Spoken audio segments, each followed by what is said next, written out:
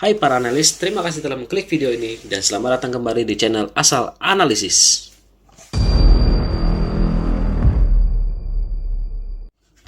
Kalau berbicara mengenai alien atau makhluk ekstraterestrial, pasti kita tidak akan jauh-jauh dari namanya teori konspirasi ataupun UFO.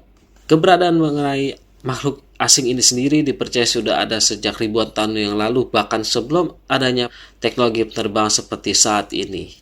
Sehingga memunculkan dugaan bahwa alien itu sudah ada sejak ribuan tahun yang lalu. Nah, di video kali ini gue akan membahas beberapa dugaan penampakan UFO yang berhasil tercatat di dalam sejarah manusia. Langsung saja kita mulai pembahasan kali ini. Let's go!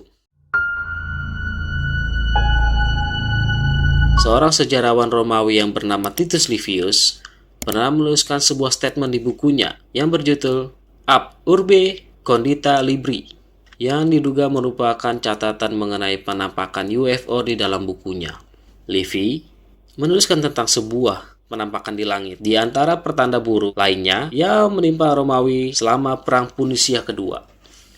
Selain pasaran tersambar oleh petir dan burung gagak yang berterbangan ke kuil Juno, Livy menuliskan bahwa kapal hantu terlihat berkilauan di langit pada musim dingin tahun 218 sebelum Masehi. Pertanda itu terjadi beberapa kali. Di Arpi, sebuah perisai bundar terlihat di langit pada tahun 216 sebelum Masehi dan pada tahun 212 sebelum Masehi. Di Reate, sebuah batu besar terlihat berterbangan. Menurut salah satu terjemahan buku tersebut, tertulis bahwa Livy juga menceritakan tentang penampakan makhluk yang berbentuk seperti manusia dan berpakaian putih serta terlihat dari kejauhan, namun tidak ada yang mendekati mereka.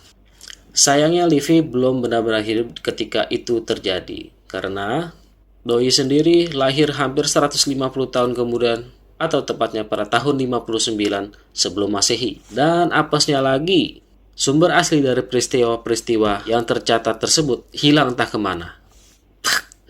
Menurut pendapat para ahli dan juga NASA, apa yang ditulis oleh Livy pada saat itu sebenarnya adalah sebuah fenomena langit seperti jatuhnya meteor, komet, atau sejenisnya. Tapi mereka sendiri juga kurang yakin apakah yang ditulis oleh Livy ini adalah sesuatu yang memang dilihat secara fisik oleh Livy atau hanya sebuah metafora yang digambarkan oleh Livy. Kalau menurut gua ada dua kemungkinan. Pertama, itu adalah sebuah trik atau strategi peperangan yang dilakukan oleh musuhnya Romawi waktu itu, mengingat kejadian ini terjadi pada saat akan terjadinya Perang Punisia kedua. Atau yang kedua, memang itu adalah sebuah fenomena langit seperti yang dituliskan atau dijelaskan oleh para ahli.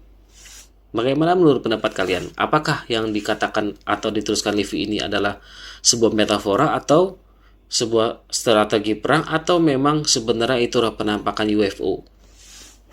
Lanjut. Kendi berwarna perak.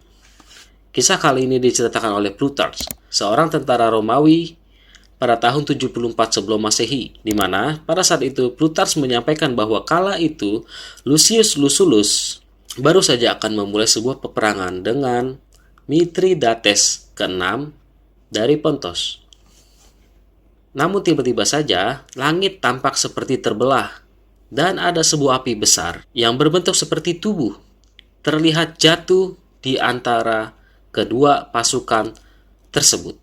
Dilaporkan bahwa bentuk benda yang jatuh itu setelah diperhatikan mirip dengan kendi anggur dengan warna yang mirip dengan perak cair. Bahkan kabarnya kedua belah pihak itu juga turut melaporkan hal yang sama kepada para pemimpin pasukannya, yang mana itu menandakan bahwa masing-masing dari pasukan tersebut sama sekali tidak mengetahui benda apakah itu dan dari mana asalnya. Sampai sekarang juga tidak diketahui secara pasti seperti apa bentuk aslinya. Menurut kalian, benda apa itu?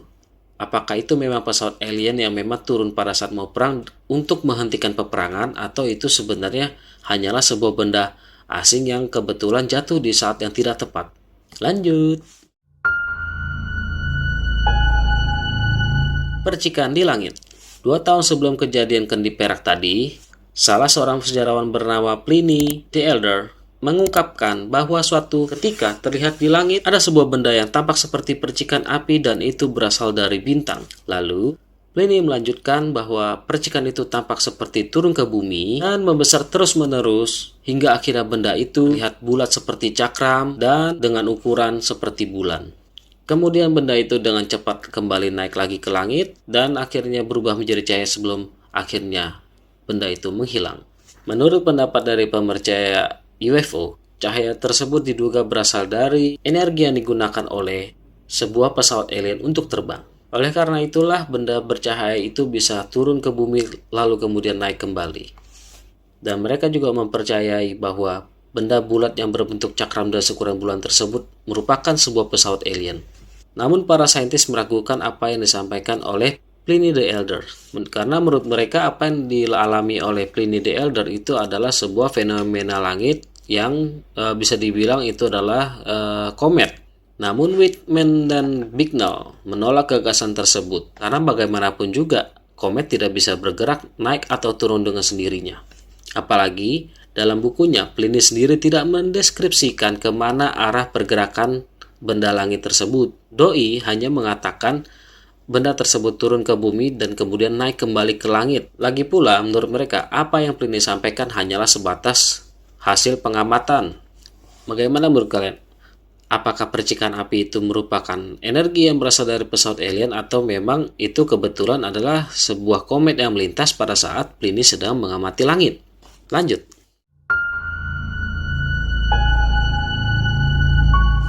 Angel hair atau rambut malaikat. Pada sekitar tahun 196, seorang sejarawan Romawi yang bernama Cassius Dio mendeskripsikan bahwa telah terjadi hujan halus menyerupai perak yang turun pada hari yang cerah pada Forum of Augustus. Lalu si Cassius ini melakukan sebuah eksperimen kecil-kecilan dengan menggunakan benda berasal hujan tadi untuk membungkus koin miliknya. Namun sayang pada hari keempat, benda yang membungkus koin perunggunya tiba-tiba saja menghilang. Konon kata para penganut ufologis, benda yang turun seperti hujan itu dan berwarna perak serta terlihat seperti rambut malaikat itu sebenarnya adalah udara yang terionisasi oleh medan magnetnya si pesawat alien itu. Ada juga beberapa pendapat lain yang mengatakan bahwa itu sebenarnya energi yang terkonversi menjadi materi dan berasal dari pesawat alien. Namun para ahli sendiri mempercayai bahwa fenomena ini merupakan hasil dari migrasi laba-laba dalam skala besar. Mungkin saja pada saat itu banyak sekali laba-laba yang bermigrasi sehingga membentuk sebuah jaringan yang berbentuk rambut dan jatuh ke tanah. Karena jaring laba-laba tersebut berserakan akhirnya terlihat seperti gumpalan rambut berwarna perak. Bagaimana menurut kalian? Apakah benda itu memang jaring laba-laba atau itu adalah energi yang terionisasi dari pesawat alien itu? Lanjut.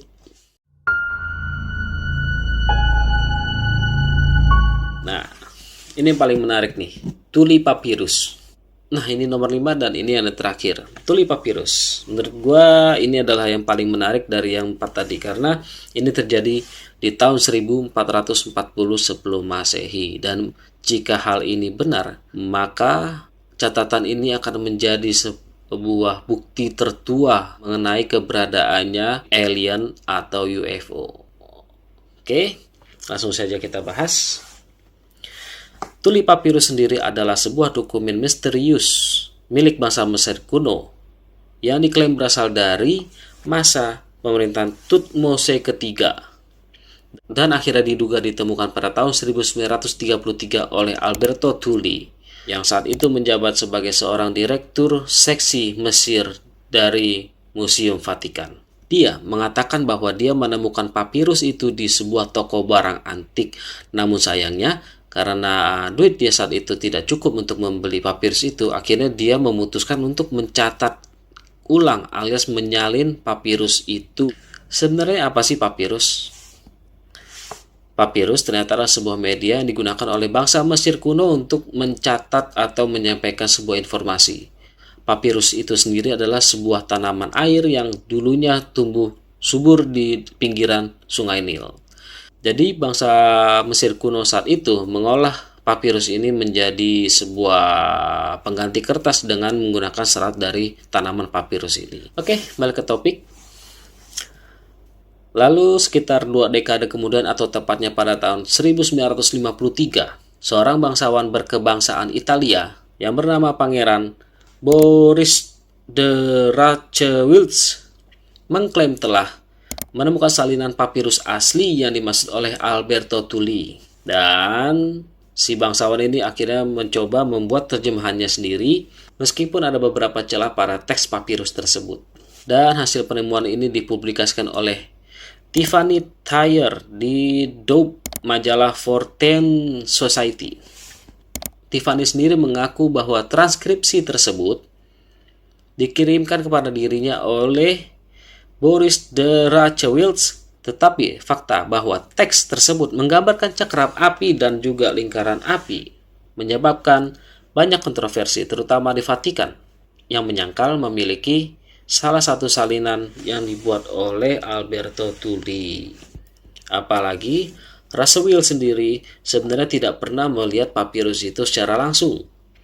Akhirnya banyak orang yang meragukan keabsahan dari papirus yang disalin oleh Alberto Tulli, mengingat dia ini menyalin papirus tersebut dalam sekali lihat saja, dan bahkan bukti asli mengenai keberadaan papirus ini sebenarnya sampai sekarang tidak diketahui secara pasti. Bahkan dengan adanya fakta ini, ufologis yang bernama Jacques Vallée dan Chris Aubeck juga meragukan apa yang disampaikan oleh Alberto Tulli dan juga Rachewilz, karena mereka berdua meyakini bahwa telah terjadi banyak kesalahan transkripsi, dan ditambah hal tersebut tidak dapat diverifikasi kebenarannya, mengingat keberadaan papirus itu sendiri seperti yang tadi gue bilang tidak pernah ditemukan. Jadi bisa dibilang apa yang ditulis Alberto Tulli ini sendiri itu berasal dari Alberto itu sendiri kemungkinan. Sehingga apa yang disampaikan oleh Alberto Tulli dan juga Rachewilz dinyatakan sebagai hoaks oleh banyak orang. Gimana menurut kalian? Apakah pemerintah Vatikan mencoba menutup-nutupi keberadaan alien? Ataukah memang Alberto Tulli ini mencoba menyebarkan sebuah hoaks kepada masyarakat? Pembahasan UFO dan juga alien memang tidak ada habisnya. Bahkan ada beberapa benda yang dipercaya oleh penganut ufologis sebagai bentuk pembuktian keberadaan adanya alien dan juga pesawat UFO. Namun di luar itu semua, gue pribadi belum mempercayai adanya pesawat alien. Tapi kalau gue ditanya apakah alien itu ada, menurut gue mungkin aja ada, tapi hanya sebatas mikroorganisme. Jadi mungkin saja di masa depan, ketika ada meteor jatuh atau mungkin teknologi manusia sudah bisa mencapai komet dan mempelajari komet, bisa saja ditemukan adanya bakteri atau semacam virus yang bukan berasal dari bumi. Jika itu memang ada, maka bisa dikatakan mikroorganisme itu adalah sebuah alien. Karena alien itu sendiri berarti adalah makhluk asing. Bagaimana dengan kalian sendiri? Apakah kalian percaya dengan keberadaan UFO dan alien itu sendiri, atau kalian yang tidak percaya? Tulis pendapat kalian di kolom komentar ya. Oke, segini aja dulu untuk video kali ini. Terima kasih telah menonton video ini dan sampai jumpa di pembahasan berikutnya. Bye-bye.